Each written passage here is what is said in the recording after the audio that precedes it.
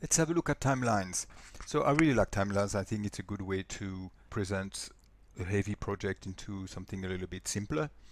So I really like this one, and I've noticed it's not often used, unfortunately. So for this project here, this is still a relatively small project, so it might not be very obvious, but we'll have a look as part of the exercise of the assignment for part two of a bigger project, and we see how useful it can be.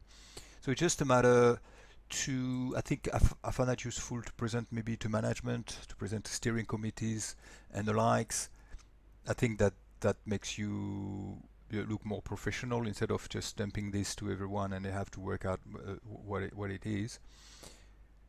So you go into view, what we removed at the beginning. I know now I'm asking you to put it back. We go to view, we have a timeline. So I think the best way to demonstrate it's to probably show an example. So let's say we can drag things. So we take a task. The easiest way, there's other ways, but the easiest way, you take the task and you drag it here. See the plus, meaning it's good to go. What else? Get approval. Let's say I'll drag this. It's quite fun. You put it there, purchase, put it there. So what it does is more or less shows the key task here in a different tab, more in the timeline view. When a group or task is completed, put a tick here. So that looks good. Tick here, and this one is obviously not completed, so it's just showing the point where it stopped here. It gives you the high level milestones because I've put them. You can put milestones as well. You can be more granular if you like. You can, for instance, drag this one here, put it here. So it's just you would just put it under.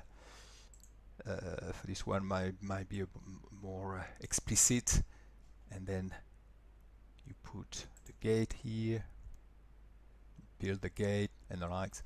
So you can play around with this. You can change obviously the way it looks.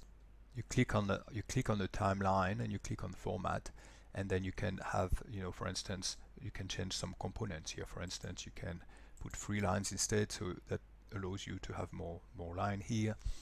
You can put a bar label, which is putting a label for each one of the timeline, because you can have several timelines as well on very large project. I find that very useful when you have two large phases and they overlap a little bit, so you would have two timelines.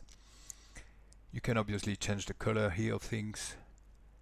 You can, for instance, put this one in that color here. What else can you do? You can change the date format if you want to go crazy. There's plenty of things you can do. And then when you print, when you select it, and after you press on print, and it just show you the timeline, and you can only bring that. Obviously you need to do some work to make it look prettier than this. But as opposed to when you click here, you go file, you go print, and then I would show you just this. So I will print you this. So you can choose which component you print, more or less. And that's it for the timeline view.